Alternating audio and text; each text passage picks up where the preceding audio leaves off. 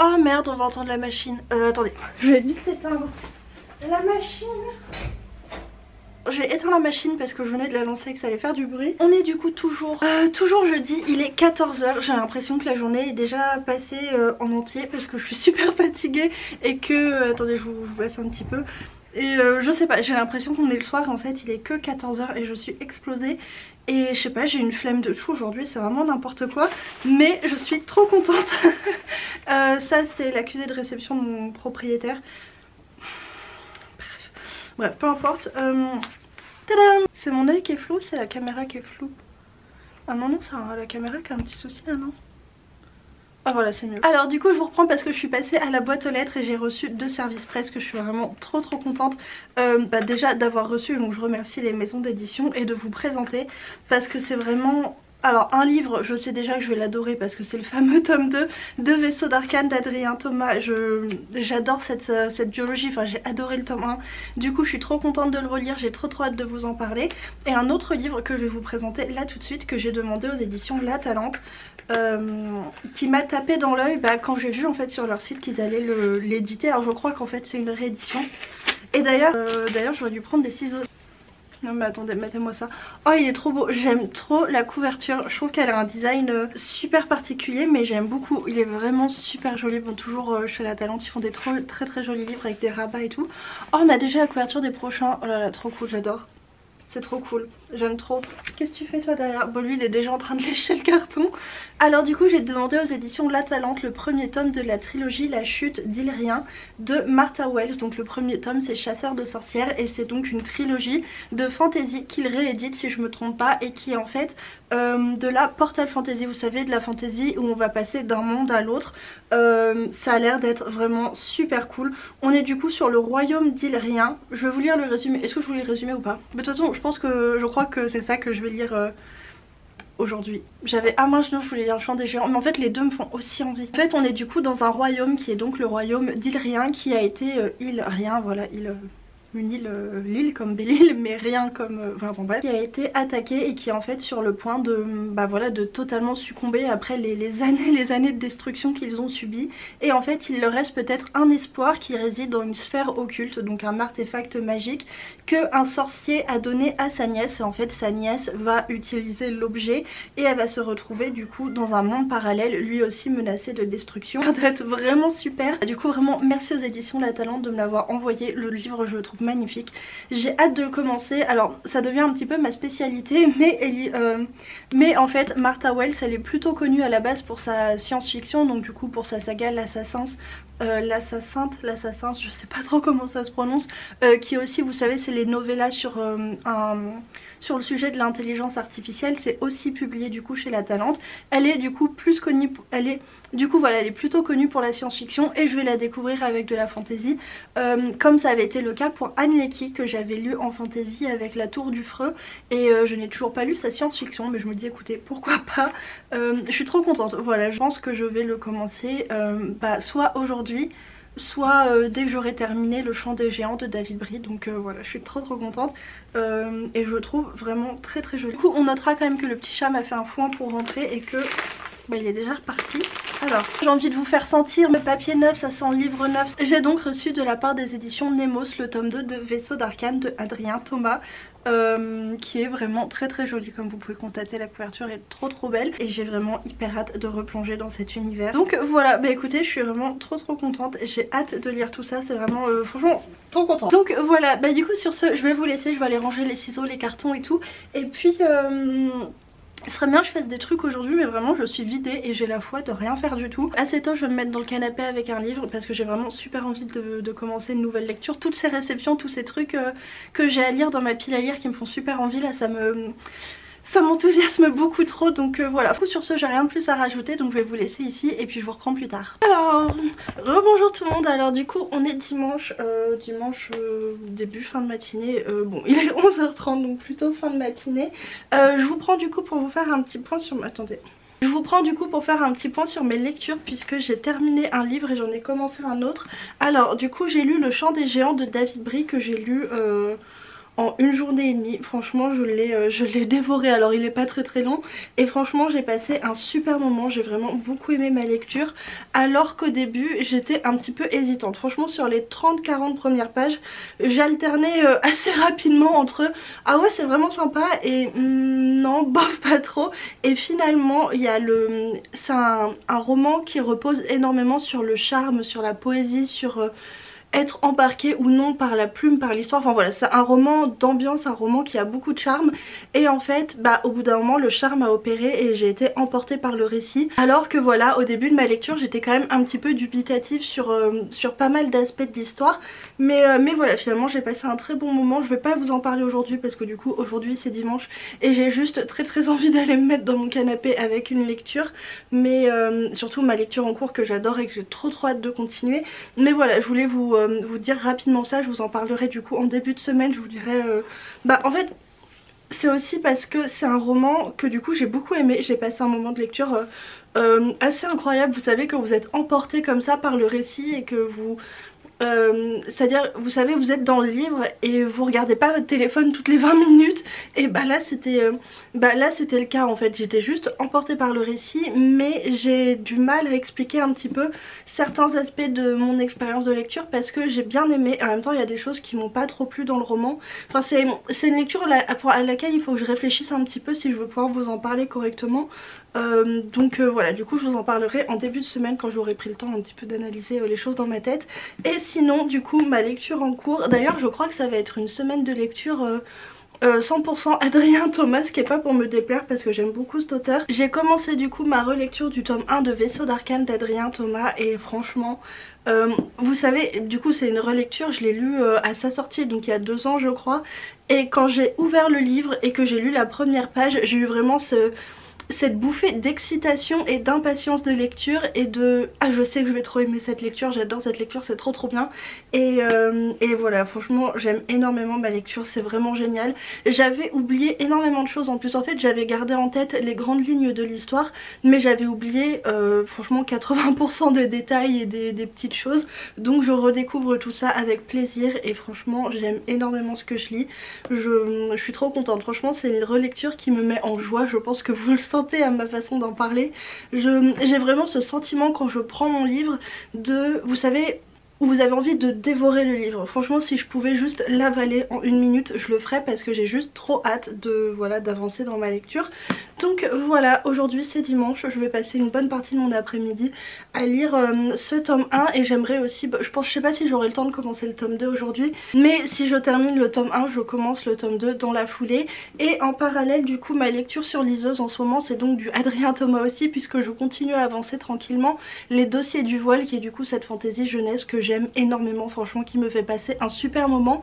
Et c'est aussi pour ça du coup que je l'avance assez lentement, c'est que j'aime tellement le soir, je suis désolée pour le petit chat qui hurle dans le couloir pour absolument aucune raison. Oui je disais que du coup j'aime énormément le soir avant de m'endormir du coup lire un petit peu sur liseuse pendant que Guillaume s'est déjà endormi, comme ça j'éteins la lumière et tout.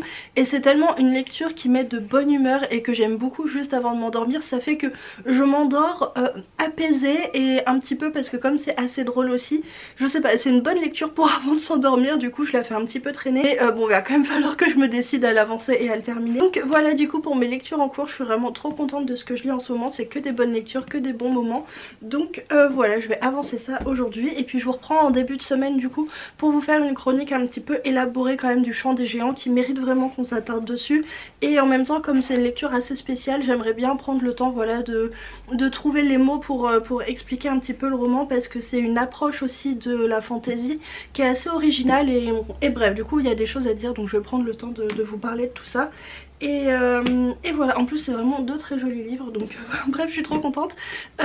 Du coup sur ce je vais vous laisser là pour aujourd'hui et puis voilà je vous reprends en début de semaine prochaine. A plus tard. Rebonjour tout le monde, alors du coup on est lundi, il doit être midi et quelques, je reviens pas, la matinée est passée tellement vite et je n'ai rien fait, j'ai rien fait. J'ai essayé de faire des trucs mais vraiment j'ai brassé de l'air pendant toute la matinée vraiment. Bref je me suis dit que j'allais faire une pause dans ce que j'étais en train de faire puisque de toute façon je n'arrivais à rien et que j'allais du coup voilà venir quelques minutes, vous dire ce que j'avais lu hier et où j'en étais dans mes lectures. Alors du coup hier j'ai terminé, attendez, quand la dernière fois je vous ai pris, je me souviens plus. Je sais plus si je vous ai pris samedi ou je sais plus en fait si je vous ai pris samedi ou dimanche. Mais du coup hier, donc dimanche, j'ai terminé le tome 1 de Vaisseau d'Arcane d'Adrien Thomas, qui était vraiment une super relecture. J'ai passé un excellent moment, c'est vraiment des livres qui se...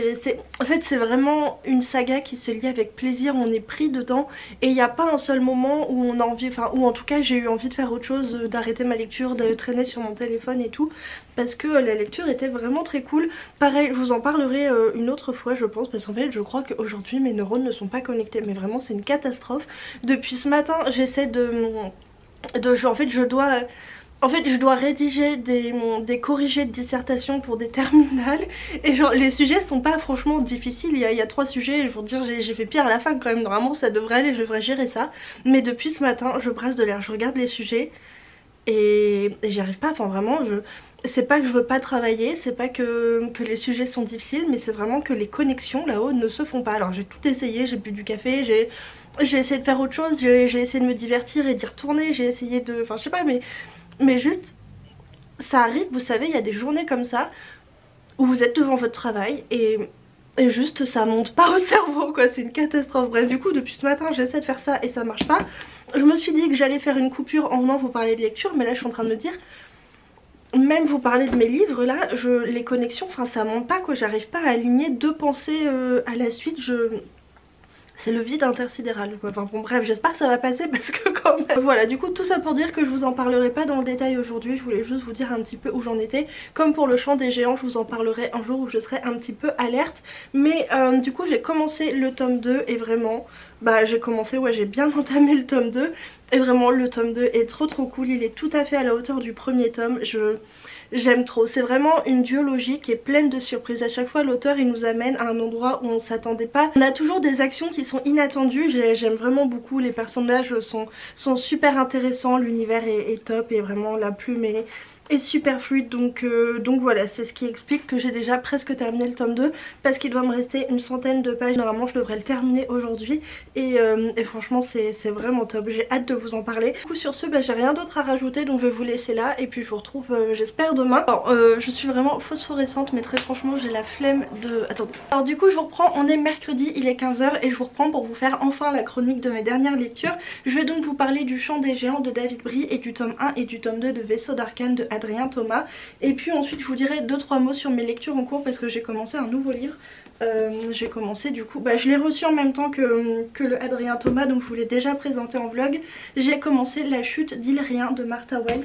Mais oui, bon, de toute façon je vais pas beaucoup avancer donc je vais pas vous dire grand chose. Mais d'abord on va écoutez, on va commencer par Le Chant des géants de David Brie, qui est donc un roman que j'ai reçu en service presse de la part des éditions L'Homme sans nom, qui a un très bel objet. Voilà, je vous ai montré déjà dans les... Attendez que je prenne une page où on voit mieux. Un très bel objet, voilà, avec une super mise en page à l'intérieur. Je vous avais déjà montré tout ça dans le précédent vlog. Et ou le book haul, je sais plus, bref. Alors c'est du coup un roman qui m'a beaucoup plu, même si comme je vous le disais la dernière fois, au début j'étais un petit peu sceptique parce que en fait avant d'être emportée par l'ambiance, par la plume, en fait avant d'être emportée par voilà par ce chant des géants, la mise en place de l'histoire, j'étais un petit peu déçue parce que c'est vrai que sur les 30 premières pages on voit l'histoire se dessiner et c'est quand même une histoire qui est vraiment très simple et j'étais un petit peu ouais ok, mais c'est ça l'histoire. C'est vraiment une histoire qui est très simple où il n'y a pas 150 000 enjeux, il n'y a pas des sous-intrigues de sous-intrigues, il n'y a pas un univers qui est extrêmement approfondi, mais c'est parce qu'en fait c'est pas un roman qu'il faut lire pour son histoire, c'est un roman en fait qu'il faut lire pour son ambiance, pour l'émotion, pour la plume, pour voilà en fait, c'est pas pour avoir des péripéties, pas pour l'histoire, un peu comme par exemple comme Phèdre de la pièce Phèdre du coup de Racine, c'est pas pour l'histoire elle-même qu'on la lit en fait, c'est parce que l'auteur par sa plume et par les choses qu'il va mettre en lumière dans l'histoire, il arrive vraiment à exalter les émotions, à exalter l'aspect tragique de l'histoire, et c'est exactement ce que fait David Brie du coup dans cette j'allais dire dans cette pièce, mais parce que ça fait penser un petit peu, on est vraiment sur un... Il y a un aspect vraiment d'inspiration très littéraire je trouve, avec un petit peu le côté tragique de certaines pièces et aussi le côté vraiment chanson, épopée, je sais pas, les trucs de chevalerie, Tristan et Iseut et tout, enfin bon bref, du coup, qu'est-ce que je disais? Oui. Attendez, heureusement que je prends quelques notes quand même. Pour moi, j'ai vraiment l'impression que c'est ce que voulait faire David Brie, de vraiment, avec une histoire simple, réussir à faire quelque chose de très riche au niveau des émotions. Et je trouve que c'est vraiment un petit peu toute la complexité du livre en fait. C'est que je pense que ça plaira ou ça plaira pas. Moi personnellement, ça m'a beaucoup plu du coup. Mais en fait, il faut se laisser prendre par la plume. On est emporté un moment par la plume. Enfin, si l'envoûtement marche, hein, parce que je vous dis pas que ça marchera à 100% sur vous. Alors du coup, pour l'histoire, en gros, on est donc sur une île où il y a plusieurs royaumes et en fait sur cette île il y a 3 géants qui sont à l'origine de la magie et de la culture de la création de l'île. Et en fait ce sont 3 géants qui sont endormis et qui ont des rêves, et en fait chacun rêve d'une thématique spécifique. Et il y a notamment du coup un géant qui rêve de guerre. Et c'est pour ça que l'île a un passé très guerrier et que c'est une culture qui est vraiment très guerrière. Et on va suivre du coup les 2 princes d'un royaume, qu'on a un moment de paix, mais en même temps il y a eu des petits soucis, des petites castagnes en fait à certains endroits. Et on va commencer l'histoire à un moment charnière, puisque va y avoir un conflit qui va se déclencher. Et on va avoir du coup nos 2 frères qui vont se retrouver dans ce conflit et qui vont se retrouver opposés l'un à l'autre dans ce conflit pour des raisons X ou Y que je vous... Enfin, ils sont pas vraiment opposés l'un à l'autre, c'est un peu plus compliqué que ça. Et en parallèle de ça, on est à une période sur cette île où il y a une espèce de brume magique qui apparaît, qui est une brume maléfique, une brume noire qui engloutit en fait les animaux, les personnes, les villages sur lesquels elle passe, et qui prend de plus en plus d'espace. Et donc du coup il va falloir un petit peu comprendre ce que c'est, comment, pourquoi, et faire en sorte qu'elle reparte, parce que ça tue plein de gens. Donc voilà en gros pour l'histoire. Au niveau des personnages, c'est comme pour l'histoire en fait, on n'est pas sur des personnages hyper approfondis, très riches, très complexes. On est sur des personnages d'ailleurs qui sont très travaillés en opposition, notamment les 2 frères. On a vraiment cette opposition qui paraît un petit peu cliché d'ailleurs, et c'est d'ailleurs un des trucs qui m'a un petit peu gênée au début de ma lecture. J'étais là, bon on part sur du un peu déjà vu quand même. Et en fait c'est parce que c'est autre chose que propose le livre. Mais du coup je disais qu'on a du coup 2 frères, et on en a un qui est un peu sombre, un peu taciturne, qui est très sérieux, et on a l'autre qui est jeune, qui est lumineux, qui est très insouciant. Et en fait ce que j'ai trouvé intéressant et plutôt bien fait, enfin je pense que c'est un petit peu le coup de force, et c'est un petit peu la difficulté du livre, c'est que même si l'histoire et l'opposition des personnages ça paraît cliché, c'est quelque chose qui sert l'histoire en fait. C'est quelque chose qui va avec l'esprit du roman, avec l'esprit de ce qu'a voulu faire l'auteur, parce qu'on retrouve vraiment quelque chose qui qui ressemble beaucoup aux chansons de gestes, aux épopées, voilà par exemple, vous savez, ce côté un petit peu allégorique, ce côté un petit peu archétype des personnages. On a vraiment ce type de personnage où bon, le personnage n'est pas totalement un fantôme, c'est pas juste une marionnette que l'auteur place à ces endroits là, c'est pas ça que je dis,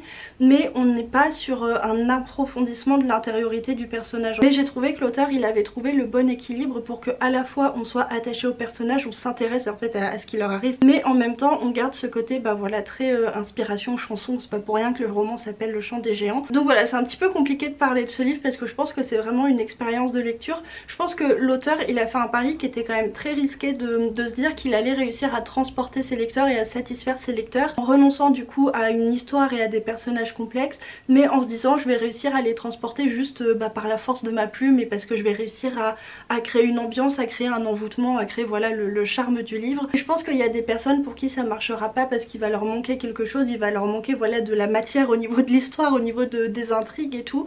Mais personnellement ça a vraiment, moi ça a super bien marché sur moi. On a vraiment cette impression d'un conteur qui nous raconte quelque chose au coin du feu. D'ailleurs c'est un aspect qui est développé dans le livre, l'aspect musicalité, conte, légende et tout. Il y a juste un truc que j'ai pas aimé à la fin, enfin il y a des petites choses voilà au fur et à mesure de la lecture qui m'ont gênée. Enfin je sais pas pourquoi, il y a un personnage qui est la femme, qui est en fait la mère la mère des 2 princes. Elle est très maigre et c'est précisé à chaque fois qu'elle est tellement maigre que voilà, et je sais pas pourquoi il fallait que ça soit aussi omniprésent, parce qu'à chaque fois qu'on parle de ce personnage on parle de ça. Alors ça va avec l'idée que c'est un personnage qui s'efface, qui est rongé et tout, enfin je vois l'idée, mais j'ai trouvé que c'était peut-être un petit peu lourd, et peut-être que j'y suis plus sensible maintenant parce que j'ai aussi une remarque à faire sur la question du poids des personnages pour Adrien Thomas. Peut-être aussi que je suis un petit peu plus sensible que d'autres personnes à ce sujet, mais bon voilà, ça m'a un petit peu saoulée à ma lecture. Comme je le disais, les 30 premières pages j'étais pas franchement convaincue et j'attendais un petit peu que que la maillot prenne. Et sinon je pense que l'aspect qui m'a le plus déçu, à la fin on a la résolution finale de pourquoi la brume, quoi, comment et tout. qui est quand même un aspect assez important, et ça j'étais un petit peu, enfin j'étais pas un petit peu mais j'étais vraiment déçue de cette révélation là. Alors du coup maintenant on passe à Vaisseau d'Arcane de Adrien Thomas, qui est du coup cette duologie qui est parue chez Mnemos dans ces deux très belles éditions, enfin non, c'est la même édition mais voilà, c'est les deux tomes. C'était trop bien, franchement c'était trop bien, j'ai adoré ma relecture du premier tome et je suis trop contente de l'avoir relu. J'ai vraiment bien fait de le relire, déjà parce que c'est un excellent roman de fantasy et que ça fait toujours plaisir de relire un bon roman de fantasy, mais aussi parce que voilà, je crois que je vous l'ai dit, je vous l'avais dit la dernière fois, j'avais en tête les grandes lignes mais j'avais oublié tous les détails et je pense que je serais un petit peu passée à côté du tome 2 si j'avais...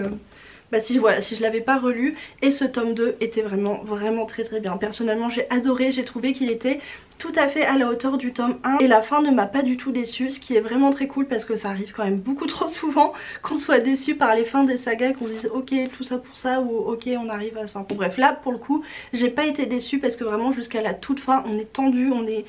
Vraiment jusqu'à la toute fin on sait pas comment ça va se terminer et la fin je trouve est très bien et cohérente et fonctionne très bien, donc voilà. Alors du coup Vaisseau d'Arcane, je vais poser le tome 1 et puis alors il n'y aura pas de spoil du tout dans cette chronique. Là je vais vous faire du coup le résumé de l'histoire, surtout du tome 1 parce que je vais pas vous faire l'histoire détaillée du tome 2, et ensuite je parlerai un petit peu des atouts de la duologie dans son ensemble et je vous dirai quelques mots un petit peu plus précis sur le tome 2, mais il n'y aura pas de spoil, voilà, il n'y aura pas de spoil ni du tome 2 ni du tome 1, donc pas d'inquiétude si ça vous inquiétait.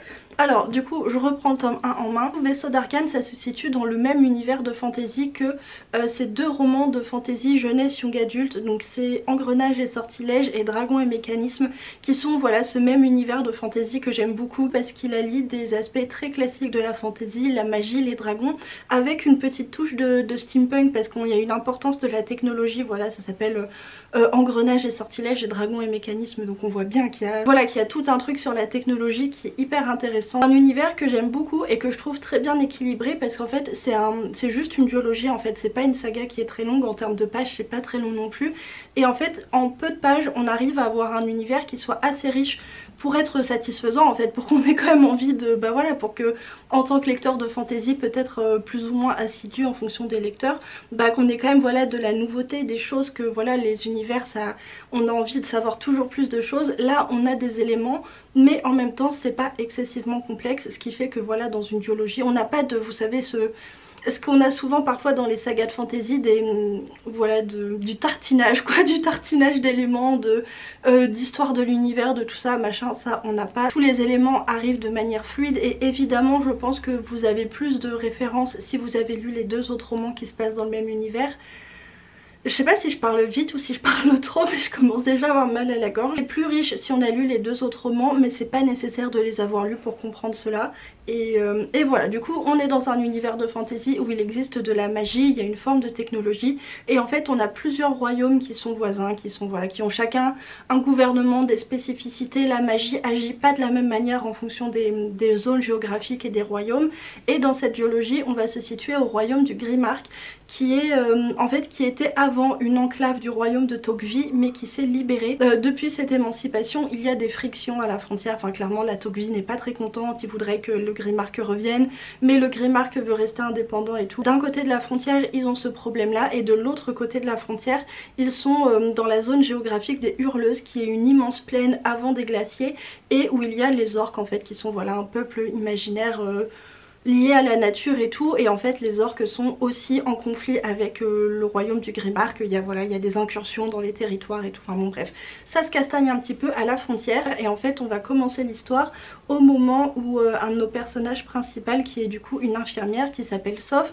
va s'enfuir avec son petit frère qui s'appelle Solal, puisqu'en fait Solal vient d'être touché par l'arcane. L'arcane c'est une forme de magie qui est un petit peu bizarre, enfin je vous laisserai découvrir, et en fait qui parfois crée des orages, et en fait si tu te prends un éclair d'arcane sur la tête, tu deviens intouché, c'est à dire que ça vide ton esprit mais ça te donne des pouvoirs.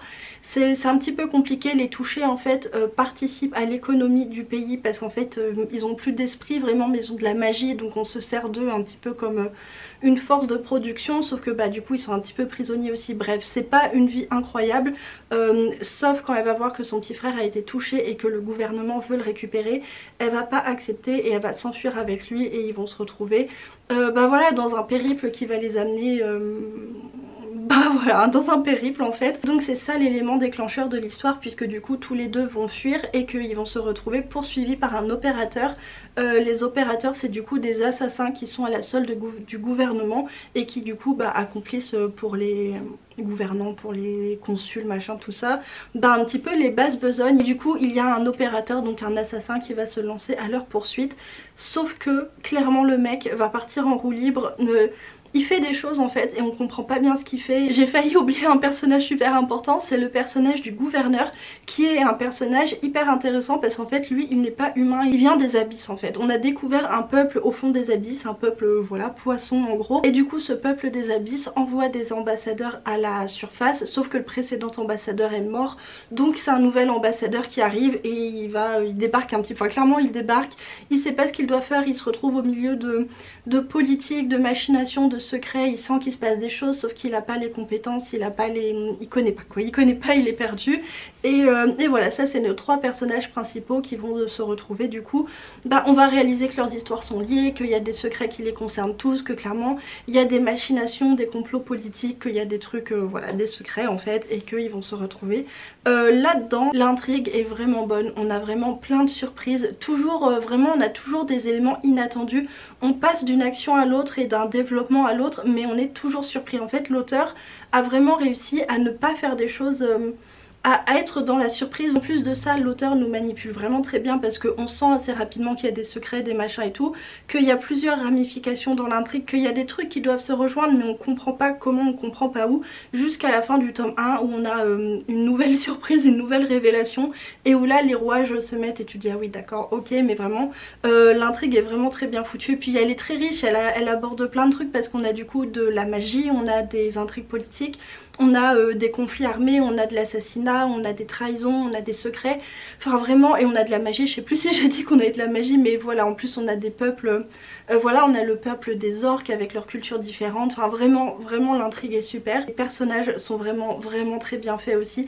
En fait, je trouve génial dans ce roman que les personnages soient aussi ambigus. On n'a pas un seul personnage qui est 100% bon ou 100% mauvais, on a vraiment que des personnages gris qui déjà se retrouvent dans des sales situations, donc clairement ça aide pas, mais qui ont tous du sang sur les mains en fait, alors que ce soit par erreur ou par choix, jusqu'à la fin les personnages évoluent et jusqu'à la fin du coup on sait pas comment ils vont agir. Et pas de manière l'auteur est un petit peu en mode YOLO, bah tiens lui il va faire ça, lui il va faire ça, non c'est pas ça en fait.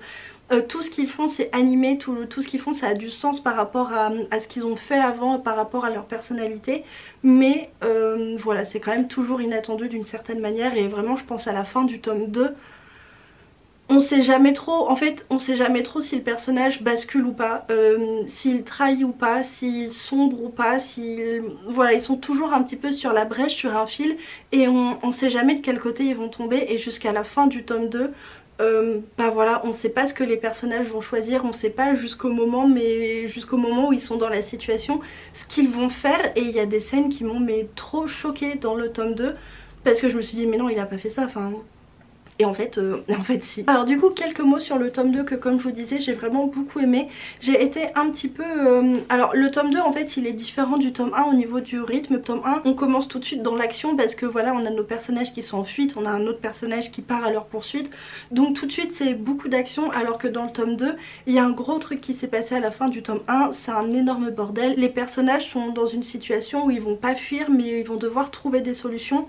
Donc c'est pas... Du coup c'est pas le même type d'action et de choses qui vont se passer. Donc le tome 2 est un peu moins actif que le tome 1. Et voilà, que dire d'autre sur le tome 2? La fin était vraiment bien, vraiment la fin était vraiment bien. Alors c'est un auteur qui n'est pas tendre avec ses personnages parce que... ils vont pas tous aller jusqu'à la fin déjà. Dans le tome 2 aussi j'ai oublié de préciser, mais dans le tome 1 du coup on a 3 personnages principaux. Dans le tome 2 on en a plus parce que voilà on a ramené du monde en cours. Mais on rencontre aussi de nouveaux personnages. D'ailleurs il y a un personnage que j'ai beaucoup aimé et je me dis que ce serait vraiment top si l'auteur faisait, voilà, écrivait quelque chose d'autre dans l'univers sur ce personnage là. Ce serait super intéressant. Voilà, il y a un petit bémol quand même que je mettrais sur ce tome 2, c'est que je trouve qu'il y a un aspect de l'intrigue qui concerne la magie, qui concerne l'arcane, voilà ça s'appelle vaisseau d'arcane. Je trouve que tout ce qui concerne la magie dans le tome 2 va quand même assez vite. La magie devient un point assez essentiel de l'intrigue et je trouve que les personnages que ça concerne, on les voit pas beaucoup, on sait pas trop ce qui se passe et parfois il y a... En fait l'auteur il nous dit ah bah il s'est passé ça, désolée, il y a des gens qui se fight dans la rue. Je sais plus ce que je disais, mais du coup de manière générale, ce qui concerne la magie, je trouve que ça va un petit peu vite et j'aurais aimé plus d'approfondissement, plus de moments pour expliciter ce qui se passait, comment on arrivait de ci de là. Et aussi deux petits bémols que j'ai remarqué à ma lecture, alors qui... Il y a des gens qui vont dire ah oui c'est pas très grave et tout, mais moi ma lecture ça m'a embêtée, du coup je prends le temps de vous le dire quand même. On a dans le tome 1 et dans le tome 2 un personnage qui est un médecin et qui est obèse. En fait en vrai je sais plus si c'était dans le tome 1 ou dans le tome 2, mais du coup vous savez quoi, d'ailleurs je vais le poser, je commence à avoir mal au poignet. On a du coup ce personnage qui est obèse et ça m'a saoulée parce que plusieurs fois dans le récit où il est fait référence à ce personnage, on reprécise qu'il est obèse. Alors qu'on nous dise de la première fois qu'il apparaît, voilà c'est un médecin, il est comme ci, il est comme ça, il est obèse, machin et tout, ok. Sauf que j'ai l'impression qu'à chaque fois que ce personnage réapparaît, on redit qu'il est obèse. Et il y a même un moment où on fait référence au personnage comme ça, où on dit l'obèse courait ou quelque chose comme ça. Et ce passage, je me suis dit mais est-ce qu'on dirait vraiment la même chose par exemple si c'était un personnage... qui était très maigre ou un personnage qui souffrait d'anorexie, est-ce qu'on dirait l'anorexie que courait, ou alors est-ce qu'on la très maigre courait, je sais pas. Il y a ça qui m'a pas trop plu et il y a un autre truc qui m'a pas trop plu et ça je crois que c'est dans le tome 1. Je sais, pareil, je sais plus si c'est dans le tome 1 ou dans le tome 2. L'auteur est quelqu'un que j'apprécie beaucoup et que je regarde un petit peu sur Twitter et je pense pas du tout qu'il avait, que c'était sa volonté de faire une réflexion que personnellement j'ai trouvé sexiste. Alors après tout le monde le trouvera pas que ce soit sexiste ou quoi, c'est une question de ressenti, de comment j'ai vu le truc et tout. Mais en fait, et c'était pas un gros truc non plus, mais en fait c'est un truc qui m'a fait penser à un type de personnage qu'on a en fantasy et qui m'agace en fait, et du coup voilà je me disais que j'allais vous en parler aussi. En fait on a un passage au début d'un chapitre où on va décrire notre personnage principal féminin. En fait j'ai trouvé qu'il y avait comme une sorte de moquerie pour les femmes qui prennent très soin de leur apparence, et il y avait une forme d'insistance pour dire que justement le personnage principal n'était pas comme ça, elle, parce que un petit peu elle valait mieux que ça. En fait, j'ai un petit peu ressenti ça comme une espèce de jugement de valeur en sous-texte, comme quoi les femmes qui prennent très soin de leur apparence sont superficielles et stupides, et en fait c'est quelque chose que je trouve on retrouve beaucoup. En fait j'ai l'impression qu'il y a eu un effort général des auteurs, des autrices, un petit peu de tout le monde pour faire des personnages féminins qui soient moins clichés, vraiment des personnages féminins qui sortent de ce cliché de la femme qui soit uniquement réduite à son apparence, qui soit uniquement voilà là pour se faire belle, qui soit uniquement là comme intérêt amoureux. Et j'ai l'impression qu'en fait depuis on a un nouveau phénomène sexiste qui est apparu. On a un petit peu ce côté maintenant que les vraies femmes intéressantes ne s'intéressent pas à leur apparence en fait. Elles sont naturelles, soit elles sont belles au naturel, soit elles sont juste naturelles, mais voilà, les vraies femmes intéressantes, les vraies femmes intelligentes ne s'intéressent pas à leur apparence. Et j'ai l'impression, alors je veux pas dire que c'est absolument, alors je veux pas dire, voilà je répète, que c'est ce que voulait faire Adrien Thomas, mais ce passage là m'a vraiment envoyé une... bah voilà, une petite ambiance de ça, et ça m'a tilté parce que vraiment je me dis mais j'en ai marre de voir cet aspect là dans les livres. J'ai l'impression que ça se développe de plus en plus, cette moquerie généralisée en fait vis-à-vis des femmes qui veulent prendre soin de leur apparence, un petit peu l'idée que c'est des greluches, l'opposition qu'on a entre l'idée de la greluche qui s'occupe que de son apparence et qui est un petit peu bas du plafond, et la vraie femme super intelligente qui ne s'occupe pas de son apparence. On a vraiment, j'ai l'impression que voilà, on est passé d'un cliché à l'autre finalement, et je trouve pas que ça soit franchement mieux. Après voilà, comme je le disais, je vais le répéter plusieurs fois quand même pour qu'on me dise pas des trucs en commentaire, je veux pas faire de procès d'intention à l'auteur. Pour le suivre sur Twitter, je sais que c'est au contraire un auteur qui fait très attention à justement ne pas écrire des personnages sexistes, qui fait attention, enfin qui se renseigne et qui essaie de s'améliorer et tout. Mais voilà, je voulais juste préciser parce que ce petit passage là m'a saoulée, et je trouve que c'est malheureusement une tendance qu'on retrouve de plus en plus, et je pense qu'on peut s'en passer. Voilà ce que j'avais à dire sur Vaisseau d'Arcane. Et pour conclure, tout ce que je peux rajouter, c'est que c'est vraiment une excellente duologie de fantasy. C'est vraiment, pour moi c'est vraiment le top du top de la fantasy francophone. Enfin vraiment, c'est à égalité avec Les Dieux Sauvages de Lionel Davoust. Si je devais en recommander un, je dirais l'un ou l'autre en fonction de vos habitudes de lecture et de ce que vous aimez plus. Mais vraiment foncez parce que c'est de la super fantasy, c'est intelligent, c'est riche, on a des super personnages. J'ai pas parlé de la plume d'Adrien Thomas, mais il a vraiment une plume qui est facile en fait, qui est fluide, qui se laisse oublier la plupart du temps, mais qui est capable aussi voilà de moments d'émotion. J'ai oublié de préciser, mais le tome 2 je l'ai reçu en service presse, et donc du coup je l'ai reçu un petit peu peu en avance parce qu'en fait il ne sort que le 20 mai pour l'occasion des Imaginales. Du coup si vous allez aux Imaginales, n'hésitez pas à mettre la main là-dessus. Et si vous n'allez pas aux Imaginales, vraiment renseignez-vous, c'est une super duologie. J'ai adoré et vraiment je vous la recommande à 1000%. Et sinon du coup pour mes lectures en cours, alors je suis toujours sur l'autre Adrien Thomas que je lisais, donc les dossiers du voile que je suis en train de lire sur liseuse. Je voulais le terminer hier soir mais finalement je me suis endormie, donc il doit me rester une trentaine de pages. Et j'ai commencé du coup une nouvelle lecture, j'ai commencé le Martha Wells La chute d'Ilrien qui est le premier tome d'une trilogie, enfin de cette trilogie.